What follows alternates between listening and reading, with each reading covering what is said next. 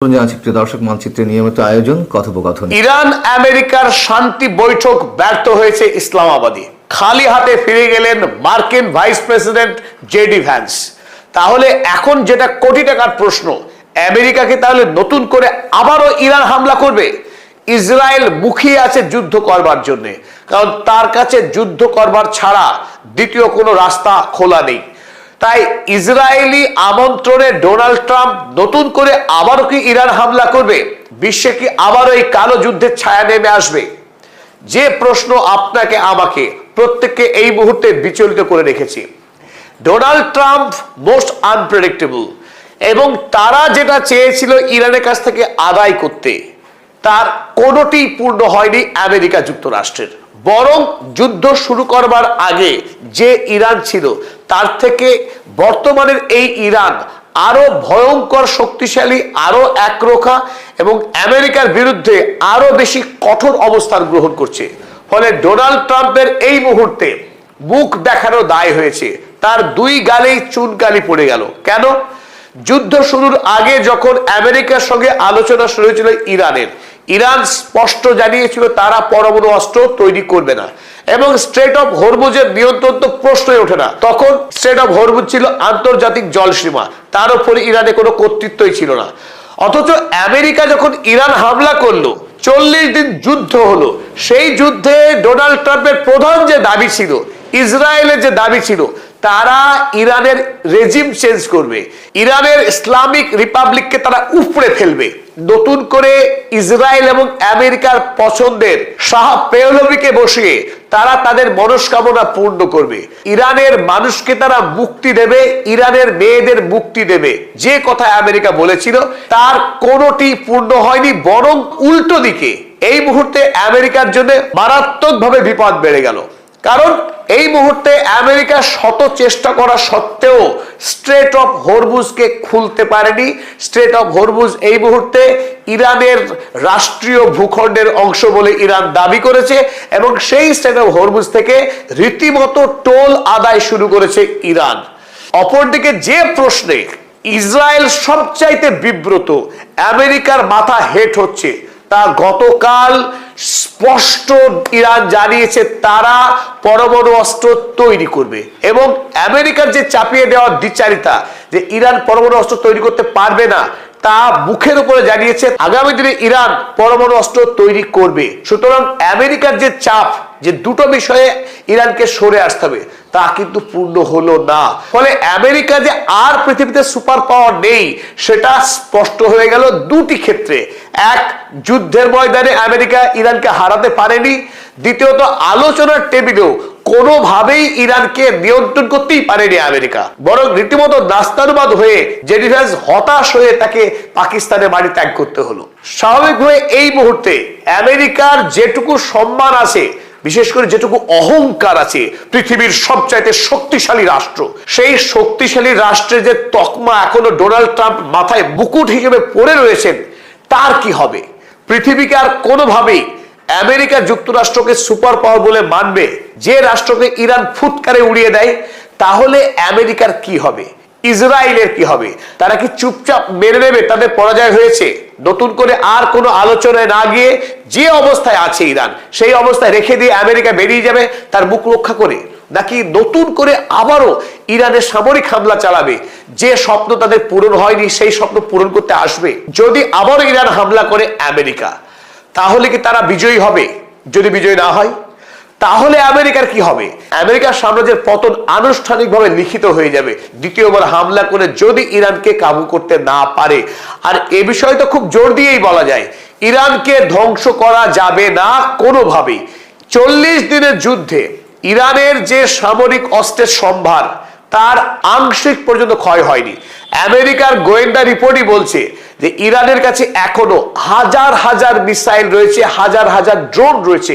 প্রতি মাসে ইরান 10,000 করে ড্রোন তৈরি করে। কত সংখ্যক মিসাইল তৈরি করে তার সঠিক হিসাব নেই। ফলে ইরানকে এটে ওঠা অত সহজ কথা নয় আমেরিকার জন্য।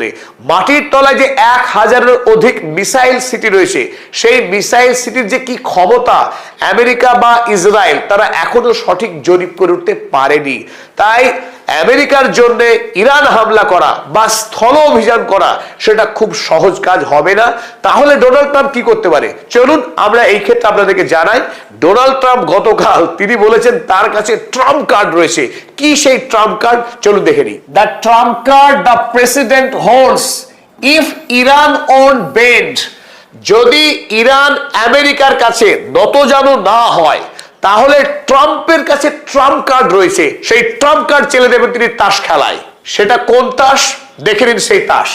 এ নেভাল ব্লকেড, নেভাল ব্লকেড অর্থাৎ ইরানকে নৌবহর দিয়ে তাকে বন্দি করে রাখবে, বহির্বিশ্বের সঙ্গে ইরানকে বিচ্ছিন্ন করে দেবে।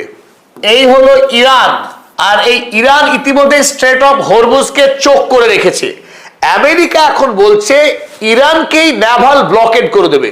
এর অর্থ এই আরব সাগরে ওমান থেকে এই পাকিস্তান পর্যন্ত এই বিস্তীর্ণ জলসীমা আমেরিকা তারা জাহাজ এনে এই রাস্তা বন্ধ করে দেবে। ফলে ইরান থেকে কোনো জাহাজ, তৈলবাহী জাহাজ পৃথিবীর বাজারে ছড়িয়ে পড়তে পারবে না, বা চীন বা পৃথিবীর অন্য কোনো দেশের জাহাজ তেল আনতে আর ইরানে পৌঁছতে পারবে না। ফলে ইরানকে আন্তর্জাতিক বাণিজ্য জগৎ থেকে বিচ্ছিন্ন করে রেখে দেবে। ফলে ইরানের অর্থনৈতিক এবং সামরিক বিপর্যয় ঘটবে। যে খেলা আমেরিকা ভেনেজুয়েলার সঙ্গে খেলেছিল, যে খেলা আমেরিকা এই মুহূর্তে কিউবার সঙ্গে খেলছে, ওই একই খেলা খেলতে চাইছে ইরানের সঙ্গে।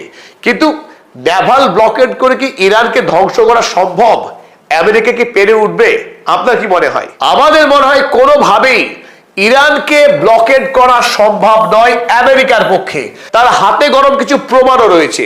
যে 40 দিনের যুদ্ধ হলো আমেরিকার সঙ্গে ইরানের, সেই যুদ্ধে ইরান মারাত্মকভাবে জখম করে দিয়েছে আমেরিকার গর্বের প্রতীক ইউএসএস জেরাল্ড আর ফোর্ড, সেই বিরাট বড় যুদ্ধ বিমানবাহী রণতরী, ইউএসএস আব্রাহাম লিঙ্কন, ইউএসএস ত্রিপলির মতো বেশ কয়েকটি যুদ্ধ জাহাজ, গাইডেড মিসাইল। সেই যুদ্ধ জাহাজগুলো এই মুহূর্তে ইউরোপ আমেরিকার বিভিন্ন কারখানায় গিয়ে তারা মেরামতির কাজ করাচ্ছে, কারণ তারা এখন ব্যবহারে অযোগ্য হয়ে পড়েছে। সেই সমস্ত জাহাজে ইরান এমন ভাবে মিসাইল হামলা চালিয়েছে যে তারা আর কোনোভাবেই এই আরবের জল সীমাতেই থাকতে পারেনি। তাই আমেরিকার নৌশক্তির কতটুকু দম আছে ইরানের তা পরীক্ষা করা হয়ে গেছে। আর সাম্প্রতিক অর্থাৎ গত পরশুদিন আমেরিকার গোয়েন্দা দপ্তর যে খবর প্রকাশ করেছে তাতে ইতিমধ্যেই ডোনাল্ড ট্রাম্পের রক্তচাপ বেড়ে গেছে। খোদ শি জিনপিং এর পক্ষ থেকে চীনের এক বিরাট বড় যুদ্ধ জাহাজ অস্ত্র ভর্তি হয়ে ইরানের পথে রওনা দিয়েছে। যে যুদ্ধ জাহাজে আকাশ সুরক্ষার একাধিক অস্ত্র, এমনকি নতুন করে জাহাজ ধ্বংসকারী মিসাইল 302 সেই মিসাইলও থাকার খবর পাওয়া গেছে। ইরানের কাছে ইতিমধ্যে নিজস্ব আবু মাহাদি সহ একাধিক যুদ্ধ জাহাজ ধ্বংসকারী মিসাইল রয়েছে। ইরানের কাছে কত মিসাইলের স্টক রয়েছে সেটা আমেরিকার পক্ষে গুণে শেষ করা সম্ভব না। তাই প্রথমত নেভাল ব্লকেড ইরান হতেই দেবে না। যদি ব্লকেড করে মুহূর্তে মিসাইল মেরে ধ্বংস করে দেবে। তবে আমরা ধরেই দিলাম তর্কের খাতিরে যে ইরান আমেরিকার এই যুদ্ধ জাহাজগুলোকে ধ্বংস করলো না, ব্লকেড রেখে দিল। আমেরিকা সফলভাবে তারা এই ব্লকেড তৈরি করেই রাখলো। তাহলে পৃথিবীর কি হবে? ফলে একদিকে Iran strait of Hormuz blocked করেই রেখেছে, এই দিক দিয়ে অধিকাংশ জাহাজ কিন্তু আর বেরিয়ে আসতে পারছে না ইরানের অনুমতি ছাড়া। অপরদিকে দ্বিতীয় ব্লকেড যদি আমেরিকা করে দেয়, ফলে এই পারস্য উপসাগর থেকে 20% তেল পৃথিবীর বাজারে ছড়িয়ে যায়। আমেরিকা এবং ইরানের ডবল ব্লকেডের ফলে পৃথিবীর বাজারে জ্বালানির তীব্র সংকট হবে, পৃথিবীর অর্থনৈতিক ব্যবস্থা ভেঙে পড়বে, এমনকি আমেরিকা যুক্তরাষ্ট্রের সাধারণ মানুষ খেতে না পেয়ে মরবে। তাই ডোনাল্ড ট্রাম্পের আগামী নভেম্বর মাসে যে মিড টার্ম ইলেকশন রয়েছে, সেই ইলেকশনে ডোনাল্ড ট্রাম্পের রিপাবলিকান পার্টির ভরাডুবিত হবেই। আমেরিকায় অর্থনৈতিক বিপর্যয় নেমে আসবে, বিপর্যয় নেমে আসবে ইউরোপ মহাদেশে, এশিয়া তো রইলই বাকি। তাই গোটা পৃথিবীর জন্য এই নেভাল ব্লকেড খুব একটা স্বাস্থ্যকর হবে না। ইরানকে জব্দ করতে গিয়ে আমেরিকা, ইউরোপ সহ গোটা পৃথিবী জব্দ হয়ে যাবে। বরং ইরানের কাছে রেজিস্ট্যান্স ইকোনমির পাওয়ার রয়েছে। পৃথিবীর মধ্যে সেই দেশ ইরান যে সত্যিকারের আত্মস্বাবলম্বী, আত্মনির্ভরশীল। তার কাছে খাদ্য, জ্বালানি, অস্ত্র সমস্ত বিষয়ে ইরান নিজের উপরে নির্ভর করে বেঁচে থাকার ক্ষমতা রাখে। তাই এই আরব সাগরে নেভাল ব্লকেড করে ইরানের খুব বেশি ক্ষতি করা যাবে না। পরিশেষে আপনাদেরকে একটি মজার গল্প শোনায়। গতকাল ডোনাল্ড ট্রাম্প জানিয়েছিল আমেরিকা থেকে জাহাজ এসেছে স্ট্রেট অফ হরমুজে, সেখানে ইরান যে ল্যান্ড মাইন, ইরান যে নেভাল মাইন পুঁতে রেখেছে স্ট্রেট অফ হরমুজে। এই হরমুজের বিভিন্ন জায়গায় ইরান এরকম নেভাল মাইন পুঁতে রেখেছে। সেই নেভাল মাইন থাকার কারণে জোর করে কোনো দেশের জাহাজ এই চোকিং পয়েন্টকে পার করতে পারছে না। কারণ যদি ভুল করে জাহাজ এই মাইনের উপর দিয়ে যাওয়ার চেষ্টা করে, এই মাইন বিস্ফোরণ হয়ে যাবে। আর এই মাইন বিস্ফোরণ হয়ে গেলে জাহাজ যত বড়ই হোক না কেন মুহূর্তেই ধ্বংস হয়ে যাবে। ফলে ইরান এই পুরো স্ট্রেট অফ হরমুজকে এই মুহূর্তে মৃত্যুপুরী করে রেখেছে।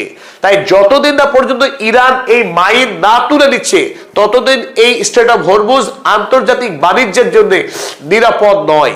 তাই গতকাল ডোনাল্ড ট্রাম্প গর্বের সঙ্গে ঘোষণা দিয়েছিলেন যে তার দেশে জাহাজ নেমেছে এবার স্ট্রেট অফ হরমুজে, সমস্ত মাইনকে এবার তুলে ফেলবে।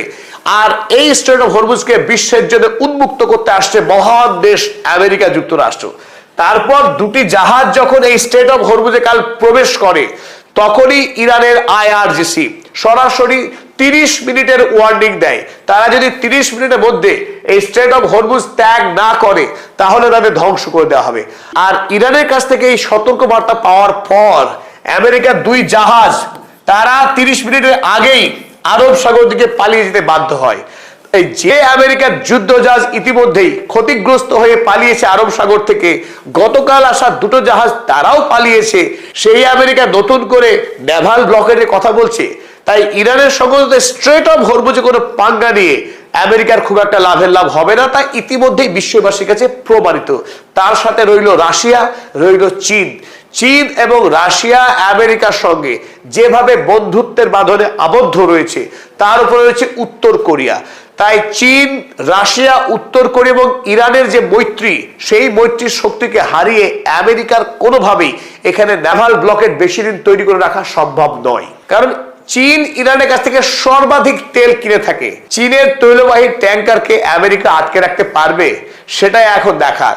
তাই এই যুদ্ধে শুধু ইরান নয়, ইরান যদি নাও লড়ে, চীনকে আটকানো আমেরিকার পক্ষে খুব একটা সহজতর হবে না। তবে Donald Trump most unpredictable president. আজ ঘুম থেকে তিনি কি সিদ্ধান্ত নেন, বা কাল বা পরশু যে কোনো সময় অতর্কিতে ইরানের উপরে হামলা হয়ে যেতেও পারে। একথা কখনোই বলা যাবে না যে আমেরিকা আর ইরানকে হামলা করবে না। হামলা করলে আমেরিকার ভালো কিছু হবে না, এটা নিশ্চিত। এবং ইরানকে পরাস্ত করাও যাবে না, এটাও ঠিক। কিন্তু ডোনাল্ড ট্রাম্প এবং ইসরায়েল তারা ইরানকে আক্রমণ করতে পারে। তাই সবটুকু এখনই বলা সম্ভব নয়। আমাদের সঙ্গে এতক্ষণ থাকার জন্য অসংখ্য ধন্যবাদ। পদাতিক চ্যানেল যারা এখনো সাবস্ক্রাইব করেননি, সাবস্ক্রাইব করবার অনুরোধ রেখে শেষ করলাম আজকের এই নিবেদন। আসসালামু আলাইকুম ওয়া রাহমাতুল্লাহি ওয়া বারাকাতুহু। সম্মানিত দর্শক, হঠাৎ করে রাজনীতিতে আওয়ামী লীগের ফিরে আসা নিয়ে বেশ আলাপ আলোচনা হচ্ছে। ভারতের বিখ্যাত পত্রিকা আনন্দবাজার, সেখানে প্রবাসে থাকা বাংলাদেশের সাবেক প্রধানমন্ত্রী, আওয়ামী লীগের সভানেত্রী শেখ হাসিনা একটি সাক্ষাৎকার দিয়েছেন ইন ডিটেইলস। এবং সেই সাক্ষাৎকারে তিনি যে সকল কথা বলেছেন, রাজনৈতিকভাবে তার কোনো কথা আপনি হয়তো তাচ্ছিল্য করতে পারেন, কিন্তু অস্বীকার করতে পারবেন না। এবং তিনি যে সকল কথাবার্তা বলেছেন, সেই সকল কথা আপনি ছুঁড়ে ফেলে দিতে পারবেন না। বরং তার এই বক্তব্যের মধ্যে এবং এই সময়টিতে হঠাৎ করে আনন্দবাজার পত্রিকা সহ আরও দেশ বিদেশের বেশ কয়েকটি পত্রিকায় তিনি যে সাক্ষাৎকারগুলো দিচ্ছেন, সেই সাক্ষাৎকারের মাধ্যমে রাজনীতিতে আওয়ামী লীগের ফিরে আসা নিয়ে ব্যাপক আলাপ আলোচনা হচ্ছে। তিনি নিজে ফিরে আসতে চাচ্ছেন এবং তার যারা নেতাকর্মী দেশের বাইরে আছেন, অনেক শীর্ষ নেতা, যাদের মধ্যে ইন্টারনালি টেলিগ্রামের মাধ্যমে বা অন্যান্য যে সকল গ্রুপ রয়েছে, নিয়মিত রাজনৈতিক কর্মকাণ্ড পরিচালিত হয়। এটা গুপ্ত যুগের জামাতের যে অ্যাক্টিভিটিস ছিল, ঠিক অনেকটা সেই রকমভাবে তারা কিন্তু আলাপ আলোচনা করছেন। অন্যদিকে শেখ হাসিনা দিল্লিতে বসে তিনি ভিডিও দিচ্ছেন না, কিন্তু অডিও ক্লিপে ঘন্টার পর ঘন্টা, 2 ঘন্টা 3 ঘন্টা ধরে তিনি এই যে গ্রুপ মিটিংগুলো করছেন আওয়ামী লীগের বিভিন্ন নেতাকর্মীর সঙ্গে। এবং তার বক্তব্য, আওয়ামী লীগের যারা নেতাকর্মীদের বক্তব্য, এটি রীতিমতো নাও এখন ওপেন সিক্রেট। এবং অবাক করার বিষয় হলো যে শেখ হাসিনার সঙ্গে যারা বৈঠক করছেন, মিটিং করছেন, তাদের একটা বিরাট অংশ ভিডিওতে তাদের ফেস দেখাচ্ছেন এবং তারা বাংলাদেশে আছেন, যেটি সরকারের যে নিষিদ্ধ করা, আওয়ামী লীগকে নিষিদ্ধ করা এবং আওয়ামী লীগকে রাজনীতির বাইরে রাখা, এটার যে কৌশল, সেই কৌশলের জন্য রীতিমতো বুমেরাং এ গেল একটা। অন্যদিকে অত্যন্ত সুকৌশলে, অত্যন্ত সুকৌশলে তারা সেই ৭৯ সনে ৮০ সনে শেখ হাসিনা ফিরে আসার ঠিক ১ বছর আগে যে তৎপরতাগুলো তারা চালিয়েছিল ১৯৮০ এবং ৭৯ সনে, আবার আমি বলছি জিয়াউর রহমানের জামানাতে, তারা বিভিন্ন সীমান্তে যে তৎপরতাগুলো চালিয়েছিল ওই সময়টাতে, যখন শেখ হাসিনা দিল্লিতে এই এবারের মতোই এক্সাইলে ছিলেন, তার প্রেক্ষিতে যে বাংলাদেশে একটা পরিস্থিতি তৈরি হয়, সেই পরিস্থিতি সরকারের জন্য আসলে একটা অস্বস্তিকর ছিল। এই জন্য সরকার আসলে প্রাণান্ত চেষ্টা করছিলেন আওয়ামী লীগকে রিভাইভ করার। আওয়ামী লীগ তো বাকশালের মাধ্যমে নিষিদ্ধ হয়ে গিয়েছিল, তো সেই আওয়ামী লীগকে আবার রিভাইভ করা এবং তাদেরকে রিফাইন্ড ফর্মে আনা। তো জিয়াউর রহমান সাহেব তার সর্বোচ্চ শক্তিমত্তা দিয়ে একটি রিফাইন্ড আওয়ামী লীগ করার জন্য নানাভাবে তিনি চেষ্টা করেছেন। ওই সময়টাতে প্রয়াত মিজানুর রহমান চৌধুরী, তারপর সেই টাঙ্গাইলের আব্দুল মান্নান, আব্দুর রাজ্জাক সাহেব, তোফায়েল সাহেব, ডক্টর কামাল হোসেন, এরপর যে নোয়াখালীর যে আব্দুল মালিক উকিল সাহেব, এরপর সেই প্রয়াত রাষ্ট্রপতি জিল্লুর রহমান সাহেব, মানে এই সকল বাঘা বাঘা নেতাদেরকে নিয়ে বিভিন্ন অ্যাঙ্গেলে সরকারি চেষ্টা করেছে আওয়ামী লীগকে দাঁড় করানোর জন্য। কেন? ওই যে সীমান্তে প্রবলেম হচ্ছিল এবং একই সঙ্গে জাসদ, অন্যদিকে সর্বহারা পার্টি, অন্যদিকে একটার পর একটা মিলিটারিতে কু হচ্ছে, সব মিলিয়ে মোটামুটি সরকার পাগল হয়ে গেছিল যে এটার একটা পলিটিক্যাল সলিউশন দরকার। এবং সেই পলিটিক্যাল সলিউশন যখন হলো, তখন শেখ হাসিনা চলে এলেন বাংলাদেশে। তো জিয়াউর রহমান সাহেবের সঙ্গে তিনি রাজনীতি করতে পারেননি। দুর্ভাগ্যজনক হলেও সত্যি যে তিনি আসার পরপরই খুব দ্রুত জিয়াউর রহমান সাহেব একটা নির্মম হত্যাকাণ্ডের শিকার হন। ফলে জিয়াউর রহমান সাহেবের যে আওয়ামী লীগকে কেন্দ্র করে একটা রাজনৈতিক মাস্টার প্ল্যান ছিল, সেই মাস্টার প্ল্যানটা আমরা আলোর মুখ দেখতে পারিনি। এরপর আর একটা সামরিক শাসন আসে, জিয়াউর রহমান সাহেবের পরিবর্তে এরশাদ আসেন এবং আলটিমেটলি ৩-৪ বছর একটা খুব খারাপ অবস্থা চলে যায়। দেখেন তো, সেই ১৯৭৯ থেকে বা ১৯৮০ থেকে ১৯৮৪ পর্যন্ত, ৮০, ৮১, ৮২, ৮৩, ৮৪, এই ৪টি বছর বাংলাদেশের রাজনীতিতে যে অবস্থা বিরাজ করেছিল, আপনি একটু সাধারণ একেবারে খুব কমন সেন্স নিয়ে, এখন ২০২৬, ২৭, ২৮, ২৯, এই সময়টিতে কি ঘটতে পারে আপনি একটু ১, ২, ৩, ৪, ৫ এইভাবে সিরিয়াল দেন, কমন সেন্স দিয়ে সিরিয়াল দেন যে বাংলাদেশে কি ঘটতে পারে। আপনি নিশ্চিত লিখে রাখেন পয়েন্ট 1, 2, 3, তার মধ্যে দেখবেন যে সেই ১৯৭৯ থেকে ১৯৮৪ সন পর্যন্ত এই বাংলাদেশের রাজনীতিতে যা কিছু ঘটেছে, ঠিক সেম ঘটনা আমাদের জাতির উপরে আবার রাক্ষসের মতো এসে চেপে পড়ার মতো শো শো করে আওয়াজ করছে, ঠিক সেম ঘটনা। তো যেটা বলছিলাম যে সেই কারণে যে রাজনীতির যে একটা ভ্যাকিউম, যে ভ্যাকুয়ামটি জিয়াউর রহমান সাহেব বুঝেছিলেন ৭৯ সনে, এবং সেই ৭৯ সনের যে প্রথম যে পার্লামেন্ট নির্বাচন, তার আগে রাষ্ট্রপতি নির্বাচন, সেই দুটো রাষ্ট্রপতি নির্বাচন বিএনপির জমানাতে হয়েছে। একটি নির্বাচনে ডক্টর কামাল হোসেন আওয়ামী লীগের প্রার্থী ছিলেন, আরেকটি নির্বাচনে কর্নেল এম.এ. উসমানী ছিলেন। এবং আপনি জানেন যে রিফাইন্ড আওয়ামী লীগের প্রার্থী হিসেবে কর্নেল উসমানীকে আসলে জিয়াউর রহমান সাহেবই দাঁড় করিয়েছিলেন, এবং কর্নেল উসমানী মূলত জিয়াউর রহমান সাহেবের প্রমোটার ছিলেন, just like a papa, papa tiger, তার উপাধি ছিল সেনাবাহিনীতে পাপা টাইগার।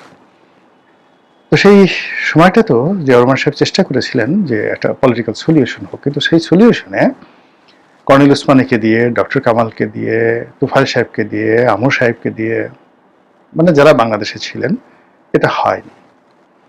অন্যদিকে হেমায়েতুল্লাহ আরঙ্গ, মানে আওয়ামী লীগের যে মিলিটেন্ট গ্রুপ যারা ছিল, যারা আব্দুল কাদের সিদ্দিকী থেকে শুরু করে লতিফ সিদ্দিকী যারা ভারতে ছিলেন, ওই সময়টাতে তাদের যে তৎপরতা, এটা সরকারকে অস্থির করে তুলেছিল।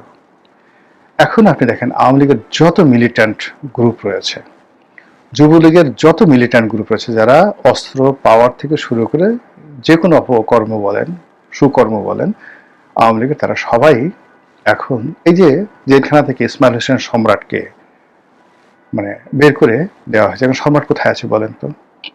এই ঢাকা শহরে সম্রাট, নিখিল, কোচি, মিরপুরের যে কোচি, যিনি মানে মহানগর উত্তরের যে সেক্রেটারি ছিলেন বা সভাপতি ছিলেন, বিজিএম এর সভাপতি ছিলেন, মানে এই সমস্ত অন্ততপক্ষে আওয়ামী লীগের এই ঢাকা শহর নিয়ন্ত্রণ করে শাওন, নজরুল ইসলাম বাবু, পলিটিক্যালি ধরেন এনামুল হক শামীম, নজরুল ইসলাম বাবু, এই মানুষগুলো এখন কোথায় আছে? শেখর কোথায় আছে? জাহাঙ্গীর কবির নানক কোথায় আছে? বাহাউদ্দিন নাসিম কোথায় আছে?